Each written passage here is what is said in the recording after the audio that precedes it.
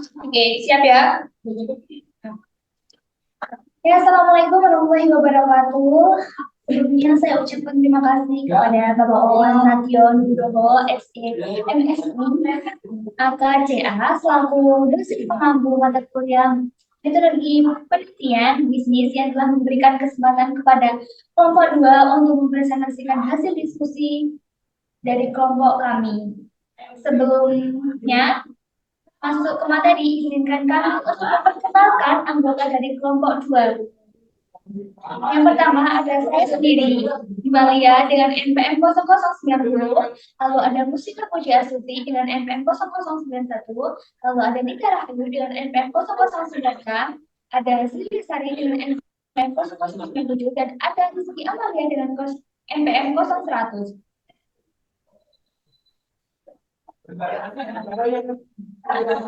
Oke, yang pertama yang akan dibahas di sini yaitu tentang perumusan masalah. Perumusan masalah atau pertanyaan ilmiah merupakan tahap akhir dari penemuan setelah topik bidang dan pokok masalah yang ditelitinya. Yaitu peneliti itu sudah melakukan bidang ilmu yang diminati dan sudah mengidentifikasi masalah yang spesifik yang ditelitinya. Lalu dia sudah mengeksplorasinya, literatur, observasi, dan sudah mendiskusikannya dengan dosen pembimbingnya. Sehingga pada penemuan masalah tersebut sudah relevan, signifikan, dan layak diteliti. Masalah tersebut biasanya berasal dari fenomena atau isu-isu yang sedang terjadi atau fenomena yang belum dipecahkan hingga saat ini. Lalu, kriteria peneliti yang baik menghendaki rumusan masalah atau pertanyaan penelitian yang jelas dan tidak ambiguitas atau pernyataan tersebut itu membingungkan. Nah, agar memudahkan peneliti dalam menentukan konsep-konsep teoritis yang ditelaah dan memiliki metode pengujian data yang tepat, masalah penelitian sebaiknya dinyatakan dalam bentuk pernyataan yang mengekspresikan secara jelas dengan empat variabel atau lebih, yaitu saling terkaitan atribut satu sama lain. Contohnya, hubungan sebab akibat. Tadinya akan dilanjutkan oleh rekan saya.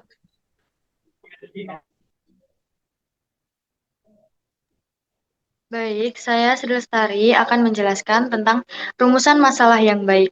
Untuk yang pertama yaitu melibatkan tujuan penelitian dan pertanyaan penelitian. Rumusan masalah yang baik harus mencakup tujuan penelitian dan pertanyaan penelitian yang spesifik.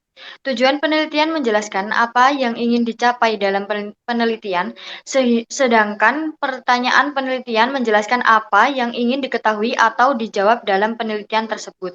Untuk yang kedua yaitu memberikan solusi untuk masalah yang terjadi.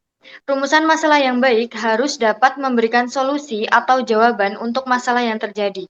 Ini berarti bahwa rumusan masalah harus dapat dijawab atau diatasi melalui penelitian tersebut. Kemudian ada rumusan tujuan penelitian singkat namun menyatakan fokus proyek dengan jelas. Rumusan tujuan penelitian harus singkat, padat, dan jelas. Tujuan penelitian harus dapat menyatakan fokus proyek dengan jelas, sehingga pembaca dapat memahami apa yang ingin dicapai dalam penelitian. Dengan memenuhi kriteria tersebut, rumusan masalah dapat menjadi acuan yang efektif untuk mengarahkan penelitian dan memastikan bahwa penelitian tersebut relevan, fokus, dan memberikan solusi untuk masalah yang terjadi. Next.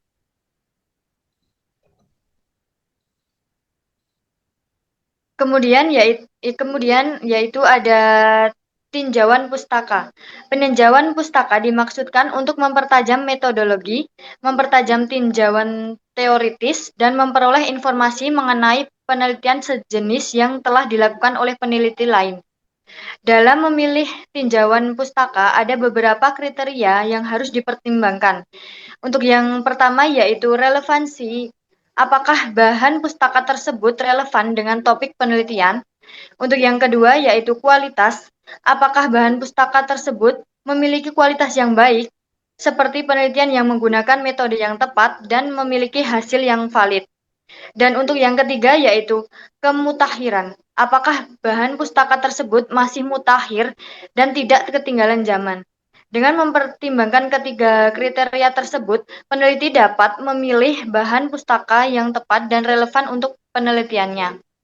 Selanjutnya akan dijelaskan oleh rekan saya. Sebelumnya perkenalkan, saya Muslimah Puji Astuti dengan NPM 0091. Saya akan melanjutkan mengenai kajian teoritis.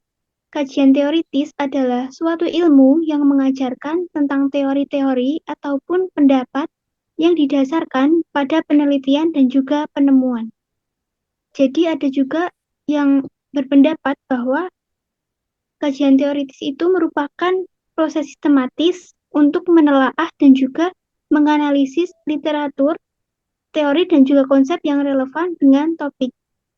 Tujuannya adalah untuk membangun kerangka kerja teoritis yang kuat yang nantinya akan memandu seluruh proses penelitian mulai dari perumusan masalah hingga interpretasi hasil.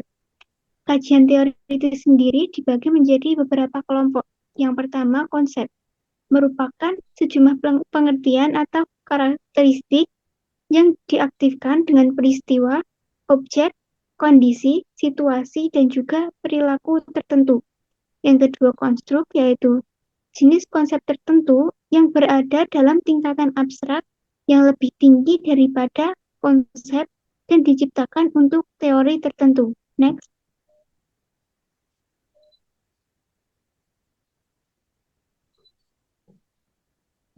Next.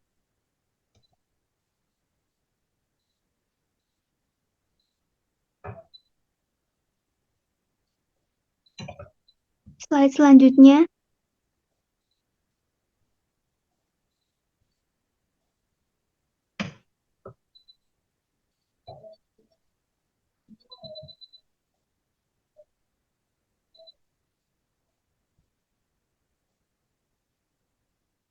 Kemudian selanjutnya yaitu variabel. Variabel merupakan mediator antara konstruk yang abstrak dengan fenomena yang nyata. Variabel sendiri memberikan gambaran yang lebih nyata mengenai fenomena-fenomena yang digeneralisasi dalam konstruk. Selanjutnya ada nilai variabel. Nilai variabel dapat berupa angka atau dapat berupa atribut yang menggunakan ukuran atau skala dalam suatu kisaran nilai. Tipe-tipe skala pengukuran variabel penelitian dibahas pada bagian tersendiri. Nah, contoh dari variabel tersebut antara lain itu bisa berupa sikap, motivasi, prestasi akademik, dan juga absensi. Selanjutnya akan dipaparkan oleh rekan saya. Sebelumnya perkenalkan, saya Nita Rayu, NPM 0096. Yaitu fungsi kajian teoritis. Secara umum, fungsi kajian itu terbagi menjadi 5. Yang pertama, menentukan untuk menemukan masalah penelitian. Kita tahu kalau masalah itu merupakan kesenjangan antara nyata dan teoritis. Ketika ada kesenjangan, itulah kemudian kita mengetahui bahwasanya teori itu digunakan untuk menemukan masalah dalam penelitian. Yang kedua, menyusun hipotesis, yaitu hipotesis berupa praduga sementara atau jawaban sementara.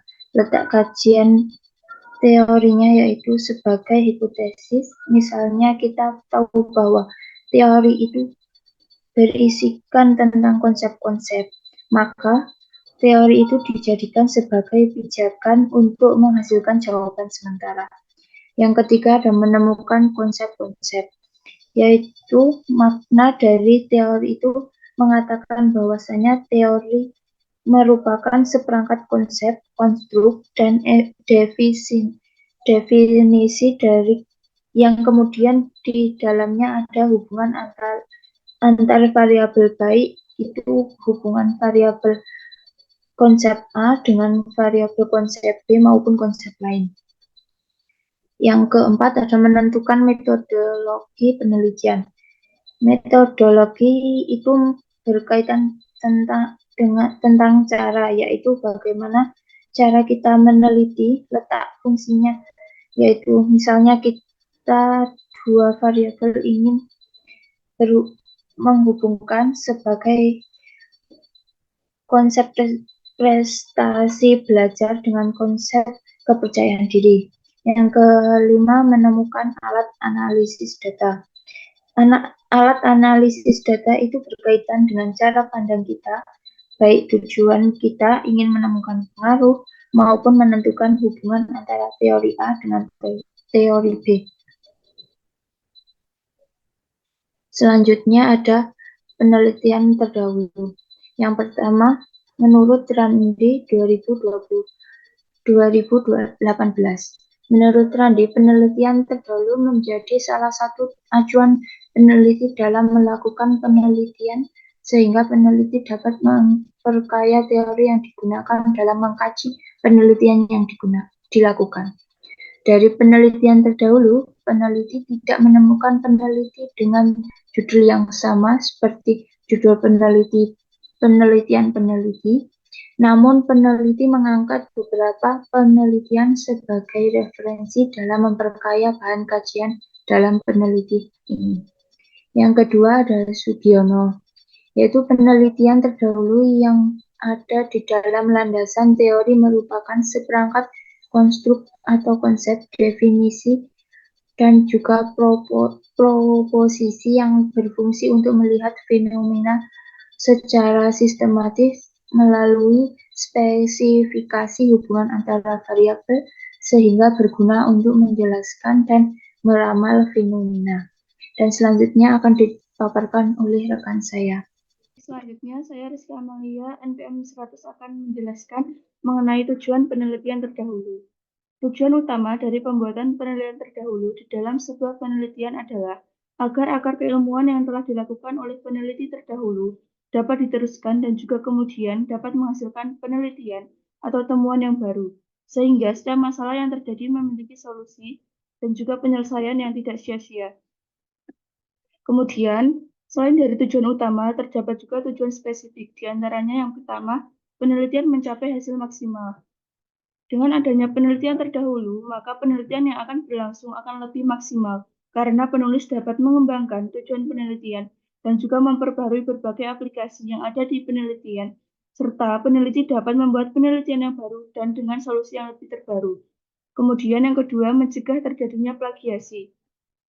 Adanya penelitian terdahulu di dalam sebuah karya tulis ilmiah seperti sebuah penelitian adalah untuk membuktikan bahwa penelitian yang akan dilakukan benar-benar asli dan juga dapat dipertanggungjawabkan datanya dan tidak akan meniru atau menjiplak penelitian yang terlebih dahulu. Kemudian yang ketiga, mengetahui bangunan keilmuan. Penelitian terdahulu juga harus dicantumkan agar penulis atau peneliti dapat mengetahui bagaimana bangunan suatu keilmuan tersebut atas permasalahan yang akan diteliti dan juga bagaimana permasalahan yang ditemui dan diselesaikan oleh peneliti sebelumnya yang sudah melakukan penelitian. Kemudian yang keempat, memperkuat dan mendukung penelitian. Adanya penelitian terdahulu juga untuk memperkuat dan juga mendukung adanya kekuatan penelitian yang akan dilakukan oleh peneliti, karena peneliti sudah memiliki referensi ilmiah yang valid atau benar dan dapat dipertanggungjawabkan. Kemudian yang terakhir ada menggambarkan perbedaan penelitian. Dengan adanya penelitian terdahulu, maka dapat menjadi gambaran atau menggambarkan secara jelas bahwa ada perbedaan antara penelitian yang akan berlangsung dengan penelitian yang sudah ada atau pernah berlangsung selama sebelumnya. Selain itu, penelitian terdahulu juga bisa digunakan sebagai pembanding antara penelitian yang sekarang dan juga penelitian yang dulu. Next.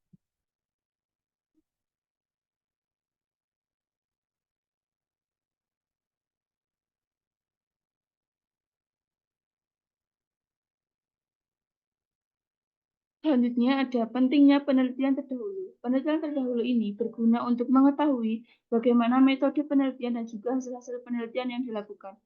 Penelitian terdahulu digunakan sebagai tolak ukur peneliti untuk menulis dan juga menganalisis suatu penelitian. Selanjutnya,